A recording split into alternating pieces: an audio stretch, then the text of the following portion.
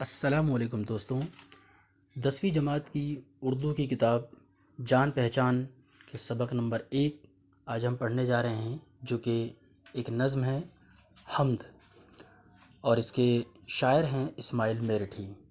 اسماعیل میرٹھی کے بارے میں نے پچھلے ویڈیو اپلوڈ کیا تھا، جس میں ان کے حالات زندگی اور ان کے بارے میں تفصیلی جانکاری آپ لوگوں کو دی تھی۔ حمد آپ لوگ جانتے ہیں کسے کہتے ہیں۔ حمد وہ نظم ہوتی ہے جس میں خدا کی یا اللہ کی تعریف بیان کی جاتی ہے۔ سب سے پہلے ہم اس نظم کو ایک بار پڑھ لیتے ہیں، اس کے بعد ہم اس کے تمام اشعار کی تشریح کریں گے ایک ایک کر کے۔ تو سب سے پہلے ہم اس کو پڑھ لیتے ہیں۔ تعریف اس خدا کی جس نے جہاں بنایا، کیسی زمیں بنائی کیا آسماں بنایا، مٹی سے بیل بوٹے کیا خوش نما اگائے، پہنا کے سبز خلت ان کو جواں بنایا، سورج سے ہم نے پائی گرمی بھی روشنی بھی، کیا خوب چشمہ تو نے اے مہرباں بنایا، یہ پیاری پیاری چڑیاں پھرتی ہیں جو چہکتی، قدرت نے تیری ان کو تسبیح خواں بنایا، رحمت سے تیری کیا کیا ہیں نعمتیں میسر، ان نعمتوں کا تجھ کو ہے قدرداں بنایا، ہر چیز سے ہے تیری کاریگری ٹپکتی، یہ کارخانہ تو نے کب رائے گاں بنایا۔ تو آپ نے دیکھا یہ بہت ہی خوبصورت نظم ہے، اور اب اس کے بعد میں ہم لوگ اس کی تمام اشعار کی ایک ایک کر کے تشریح کریں گے۔ تعریف اس خدا کی جس نے جہاں بنایا، کیسی زمیں بنائی کیا آسماں بنایا۔ حمد کا پہلا شعر، جس میں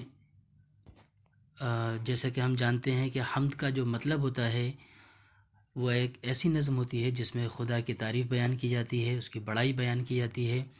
اس کا پہلا شعر ہم دیکھتے ہیں کہ اس میں شاعر نے خدا کی تعریف بیان کری ہے، اس کی بڑائی بیان کرتے ہوئے کہا ہے کہ تعریف جو بھی ہے وہ کس کے لیے ہے؟ خدا کے لیے ہے۔ تعریف اس خدا کی جس نے جہاں بنایا، جس نے یہ پورا جہان بنایا، پورا عالم بنایا، اس کے اندر تمام چیزیں اس نے پیدا کری، چاہے وہ پیڑ پودے، ندیاں، انسان، چرند پرند، تمام چیزیں ہیں، اس پورے جہان کو اس نے بنایا، اس خدا کی تعریف ہے۔ کیسی زمیں بنائی کیا آسماں بنایا، اور اگلے مصرعے میں وہ زمین اور آسمان کی تعریف کرتے ہوئے کہتا ہے شاعر کہ اس خدا نے جس کی تعریف ہے، اس نے زمین بنائی، زمین جو اتنی لمبی چوڑی اس نے بچھا دی، جس پہ ہم چلتے ہیں پھرتے ہیں، اس پہ پانی بھی ہے، پہاڑ بھی ہے، دریا بھی ہیں، اور تمام چیزیں اسی کے اوپر موجود ہیں۔ کیا آسماں بنایا، اور آسمان کی تعریف کرتا ہے کہ اتنی اونچائی، اتنی بلندی پر آسمان کو اللہ تعالیٰ نے، خدا نے اس کو کھڑا کر دیا، بنا کسی سہارے کے، بنا کسی ستون کے، بنا کسی پلر کے۔ اگلا شعر دیکھتے ہیں۔ مٹی سے بیل بوٹے کیا خوش نما اگائے، پہنا کے سبز خلت ان کو جواں بنایا۔ مٹی سے بیل بوٹے، یعنی کہ جو بیل بوٹے ہوتے ہیں، جو اکثر آپ نے دیکھا ہوگا کہ پیڑوں کے اوپر چڑھ جاتی ہیں، بیلیں ہوتی ہیں، تو بیل بوٹے پیڑوں سے مٹی سے نکالی، کیا خوش نما اگائے، یعنی کہ بہت خوبصورت اور رنگ برنگے ہم دیکھتے ہیں کہ پیڑ پودے ہوتے ہیں، ہریالی ہوتی ہے، اس کی تعریف کر رہے ہیں۔ پہنا کے سبز خلت ان کو جواں بنایا، تو سبز کا مطلب ہرا، گہرا ہرا، اور خلت کا مطلب ہوتا ہے لباس جو اوڑھا جائے، قیمتی لباس کو خلت کہتے ہیں۔ تو پہنا کے سبز خلت کس کو؟ پیڑ پودوں کو، اور جتنی بھی ہریالی ہم دیکھتے ہیں جس کے اندر جنگل جھاڑی تمام چیزیں ہوتی ہیں، اس کو ہرا رنگ بخشا ہے خدا نے۔ تو اس ہرے رنگ کی تعریف کرتے ہوئے شاعر کہتا ہے کہ اس کو جو ہے ہرے رنگ کا لباس پہنا دیا، اور اس کو جواں بنا دیا ہے، خوبصورت بنا دیا ہے۔ اگلا شعر دیکھتے ہیں۔ سورج سے ہم نے پائی گرمی بھی روشنی بھی، کیا خوب چشمہ تو نے اے مہرباں بنایا۔ تو سورج سے ہم جانتے ہیں کہ سورج ہماری زندگی کے لیے، ہماری حیات کے لیے بہت ضروری رکن ہے۔ سورج سے ہمیں گرمی بھی ملتی ہے اور روشنی بھی ملتی ہے۔ کیا خوب چشمہ، چشمہ کا مطلب ہوتا ہے سوتا، یعنی کہ جہاں سے کوئی چیز نکل رہی ہو، پانی کے چشمے کو، پانی کے سوتے کو چشمہ کہتے ہیں۔ کیا خوب چشمہ تو نے اے مہرباں بنایا۔ تو یہاں پر چشمہ سے مراد جو ہے وہ سورج کے لیے کہا ہے کہ سورج کیونکہ ایک ایسا ذریعہ ہے جہاں سے گرمی اور پانی، گرمی اور روشنی مسلسل ہمیں ملتا رہتا ہے، اس وجہ سے اس کو چشمہ کہا ہے۔ تو کیا خوب چشمہ تو نے اے مہربان بنایا، اور مہربان کس کو کہا ہے؟ خدا کو کہا ہے۔ مہکتی قدرت نے تیری ان کو تسبیح خواں بنایا۔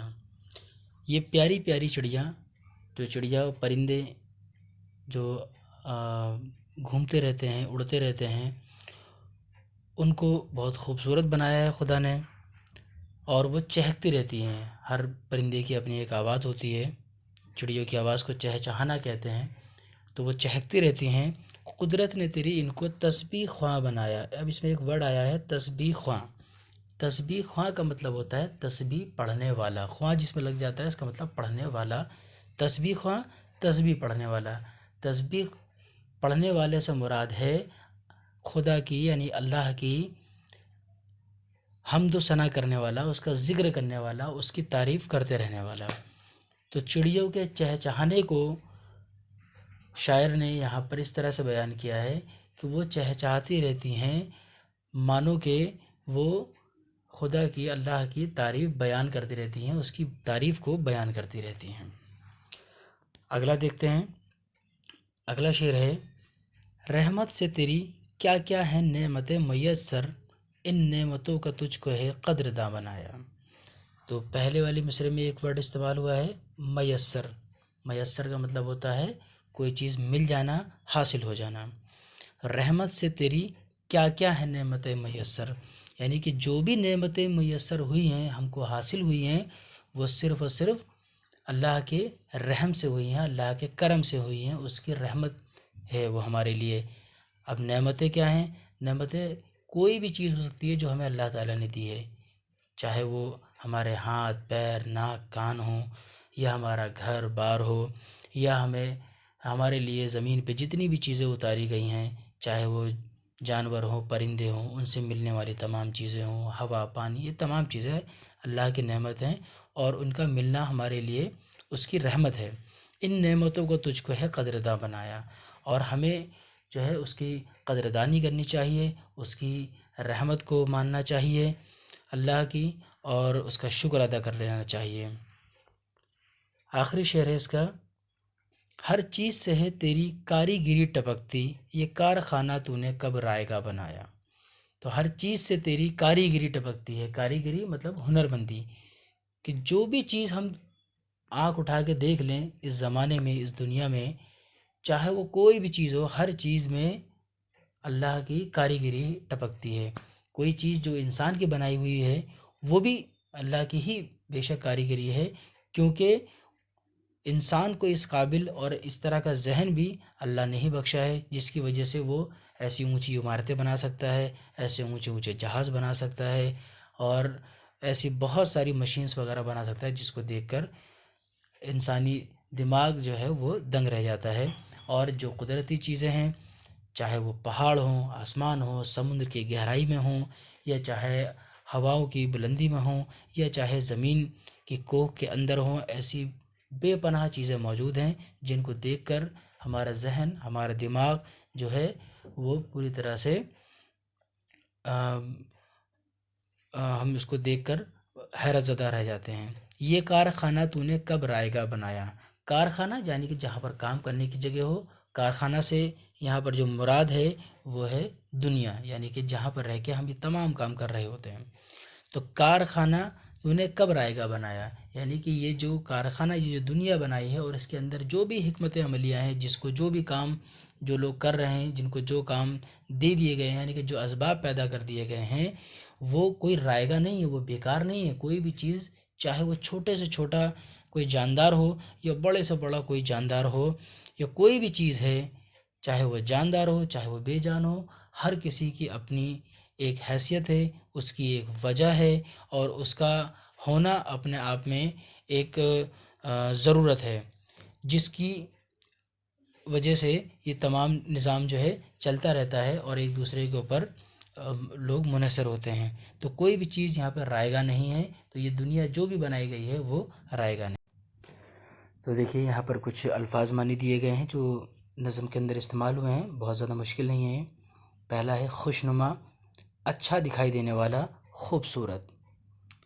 دوسرا ہے خلعت، جیسا کہ میں نے آپ کو پہلے بھی بتایا تھا، قیمتی لباس جو کسی بادشاہ یا امیر کی جانب سے کسی کو اعزاز کے طور پر دیا جائے، کوئی بھی قیمتی لباس۔ اگلا ہے چشمہ، سوتا، وہ جگہ جہاں زمین سے پھوٹ کر پانی نکلتا ہے، یعنی کہ کوئی بھی ایسی جگہ جہاں سے کوئی چیز پھوٹ رہی ہو، نکل رہی ہو، جس طرح سے نظم کے اندر سورج کو کہا گیا ہے کیونکہ وہاں سے روشنی اور گرمی پھوٹ کر آتی ہے۔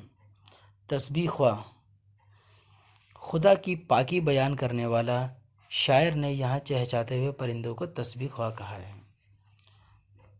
اگلا ہے میسر ہونا، تو میسر ہونا حاصل ہونا، کوئی چیز مل جانا۔ اگلا ہے قدرداں، تو قدرداں قدر کرنے والا۔ کارخانہ، کام کرنے کی جگہ، کار کا مطلب ہوتا ہے کام اور خانہ یعنی کہ وہ جگہ، تو کام کرنے کی جگہ، لیکن یہاں پر جو مراد لی گئی ہے وہ لی گئی ہے دنیا سے۔ آگے ہے رائے گاہ، تو رائے گاہ مطلب ہوتا ہے بیکار، بے فضول۔ اب اس میں کچھ مشقی کام ہے وہ ہم دیکھ سکتے ہیں۔ پہلا دیکھیے غور کرنے کی بات ہے، اس میں غور کیجئے۔ خدا تعالیٰ نے انسان کو بہت سی نعمتیں عطا کی ہیں، ہمیں ان کی قدر کرنا چاہیے، تو بالکل ہمیں اس کی قدر کرنی چاہیے اور اس بات کا ہمیں خیال بھی رکھنا چاہیے۔ آگے دیکھتے ہیں، اس میں سوال و جواب دیے ہوئے ہیں، سوچئے اور بتائیے۔ پہلا سوال، شاعر نے بیل بوٹوں کو مٹی سے اگایا ہوا کیوں کہا ہے؟ تو جواب ہم دیں گے اس کا کہ شاعر نے بیل بوٹوں کو مٹی سے اگایا ہوا کیوں کہا ہے؟ اس لیے کہا ہے کیونکہ کوئی بھی پیڑ پودے یا بیل بوٹے کہاں سے اگائے جاتے ہیں؟ زمین سے اگتے ہیں، زمین میں ہی اس کا بیج ہوتا ہے اور پھر زمین سے ہی وہ اگتے ہیں۔ دوسرا سوال دیکھتے ہیں، سورج کو چشمہ کیوں کہا گیا ہے؟ تو جیسے کہ میں نے تشریح کرتے ہوئے بتایا تھا، چشمے کا مطلب ہوتا ہے کوئی سوتا یا کوئی ایسی جگہ جہاں سے پانی پھوٹ کر نکلتا ہے، تو یہاں پر پانی کا پھوٹنا مراد نہیں ہے۔ سورج کو اس لیے کہا گیا ہے چشمہ کیونکہ سورج سے روشنی اور گرمی پھوٹ کر نکلتی ہے اور زمین کی طرف وہ بہہ کر آتی ہے، جس سے دنیا والے فیض یاب ہوتے ہیں۔ تو کیونکہ سورج سے گرمی اور روشنی بہہ کر نکلتی ہے، پھوٹ کر نکلتی ہے، اس لیے اس کو چشمہ کہا گیا ہے۔ نمبر 3 سوال، چڑیا خدا کی تسبیح کیسے کرتی ہیں؟ تو جیسے شاعر نے بتایا تھا کہ چڑیا خدا کی تسبیح چہچہا کر کرتی ہیں۔ نمبر 4، آخر شعر میں کارخانے سے کیا مراد ہے؟ تو میں نے آپ کو بتایا تھا بھی یہ کہ کارخانے سے مراد دنیا ہے۔ اس کے بعد میں عملی کام دیکھیے، اس نظم کی روشنی میں نیچے دیے گئے مصرعے پر 5 جملے لکھیے۔ تو مصرعہ آپ لوگ جانتے ہیں کس کو کہتے ہیں؟ کوئی بھی شعر 2 مصرعوں کا ہوتا ہے، یعنی کہ ہر اس کی ایک لائن جو ہے وہ ایک مصرعہ کہلاتی ہے۔ تو اس نظم کی روشنی میں نیچے دیے گئے مصرعے پر 5 جملے لکھیے، اور مصرعہ ہے تعریف اس خدا کی جس نے جہاں بنایا۔ تو یہاں پر ہمیں اس کی وضاحت کرنی ہے، اس کے اوپر جملے لکھنے ہیں کہ ساری تعریفیں کس کی ہیں؟ خدا کی ہیں، اللہ کی ہیں۔ تو اس کے اوپر 5 جملے کے آپ 50 جملے بھی بہت آسانی سے لکھ سکتے ہیں، اور کیونکہ ساری تعریفیں اللہ کے لیے، جتنی تعریف کر لی جائے وہ کم ہیں۔ تو اس طرح سے ہمارا یہ سب